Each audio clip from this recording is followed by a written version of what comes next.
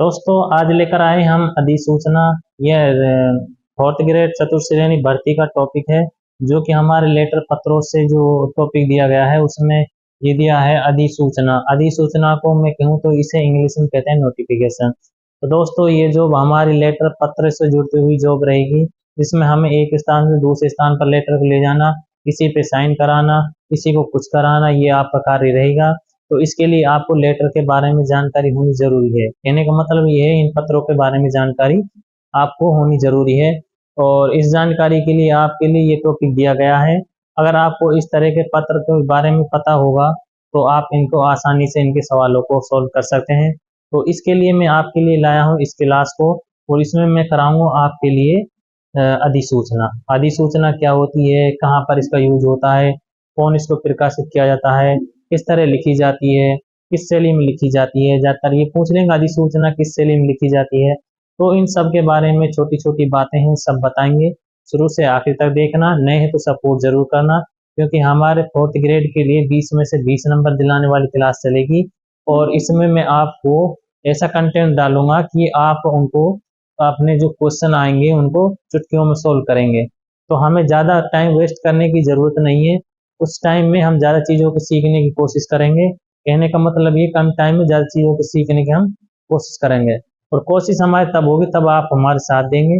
इसके लिए मैं आपके लिए छोटी छोटी क्लासें लाऊंगा, और आप भी हमारे साथ सपोर्ट जरूर करना। तो चलिए अब करते हैं हम इसकी शुरुआत। दोस्तों जैसे कि आप जानते हैं ये है अधिसूचना। अधिसूचना को इंग्लिश में कहते हैं नोटिफिकेशन। नोटिफिकेशन आप जानते हैं, आपके पास मोबाइल होता है, कोई भी मैसेज डलता है, कोई ना कोई आपके पास सूचना आती है तो आपको तुरंत पता लग जाती है। नोटिफिकेशन लिखा आता है ऊपर, नोटिफिकेशन, तो इसका मतलब कोई सूचना। अच्छा, ये होती क्या है इसके बारे में पहले ये जानकारी थी। किसी भी सरकारी या राजपत्रित अधिकारी की नियुक्ति, ये क्या है, जब भी कोई सरकारी अधिकारी है उसकी क्या हो जाएगी, नियुक्ति हो जाएगी। नियुक्ति मतलब ये है नियुक्ति। नियुक्ति, पद उन्नति, पद उन्नति होना, अवकाश प्राप्ति, त्याग पत्र तथा सरकारी नियमों, आदेशों व आज्ञाओं की राज्य सरकार द्वारा की गई घोषणाओं को अधिसूचना कहते हैं। जब सरकार कोई नियम, अधिनियम, अवकाश और पदोन्नति, नियुक्ति ये सब देती है, तो उसके लिए आपको सबसे पहले क्या करती है, एक आपके लिए अधिसूचना निकालती है और उसके सरेआम करती है, पब्लिश करती है। तो यही इसकी क्या है, सूचना। अब मान लीजिए आपकी जॉब लगी है, जॉब लगी है, पहले आपके लिए विज्ञप्ति निकाली है। विज्ञप्ति का टॉपिक है, आपके लिए विज्ञप्ति दी है। विज्ञप्ति में पूरा शेड्यूल डाला है कि इस तरह से इतने पद हैं, इस टाइम से इसको स्टार्ट किया जाएगा और इस समय तक इसको बंद किया जाएगा। ये सब पद विज्ञप्ति में दिया जाता है। इसी तरह अधिसूचना है जिसके अंदर बताया गया है कि नियुक्ति, पदोन्नति, अवकाश प्राप्ति, त्याग पत्र, सरकारी नियमों, आदेशों, आज्ञाओं की राज्य सरकार द्वारा की गई घोषणा है। इसमें राज्य सरकार की घोषणाएं रहेंगी, जिस राज्य में है आप उसी राज्य सरकार की घोषणाओं को क्या कहते हैं, अधिसूचना कहते हैं। ये तो यहाँ पर होगी, इसकी परिभाषा क्या कहते हैं, इन सब कैसे समझ सकते हैं आप। अधिसूचना किसी व्यक्ति, यहाँ पर ये ध्यान रखना, किसी व्यक्ति विशेष से संबंधित हो सकती है। कोई व्यक्ति है उससे, व्यक्ति विशेष से संबंधित हो सकती है। इनका संबंध सामान्य जनता से होता है। किससे होता है, कोई इस एक विशेष से नहीं हो सकता, लेकिन सामान्य जनता से, इन सभी से। इनको राजकीय राजपत्र में अनिवार्यता प्रकाशित किया जाता है। आजकल जो लेटर पब्लिश होता है ऑनलाइन, तो उस पर लिखे होते हैं राजकाज नंबर। तो उसमें राजपत्र नंबर लिखा होता है। जब भी कोई लेटर आप पढ़ेंगे तो उसमें जो राज्य सरकार का, उसमें नंबर लिखा है राजकाज नंबर, तो उसमें ऑनलाइन डलता है।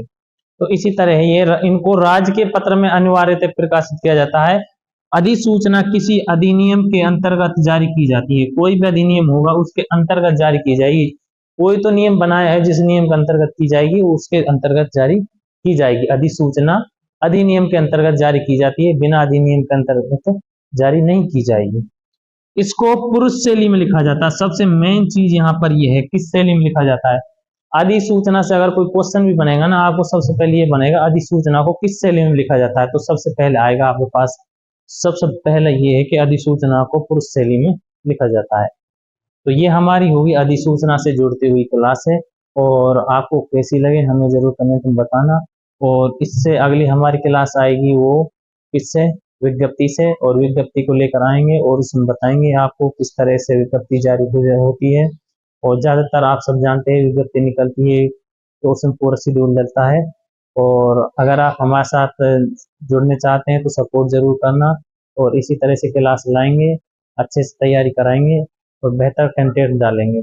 दोस्तों फिर मिलते हैं नेक्स्ट क्लास में।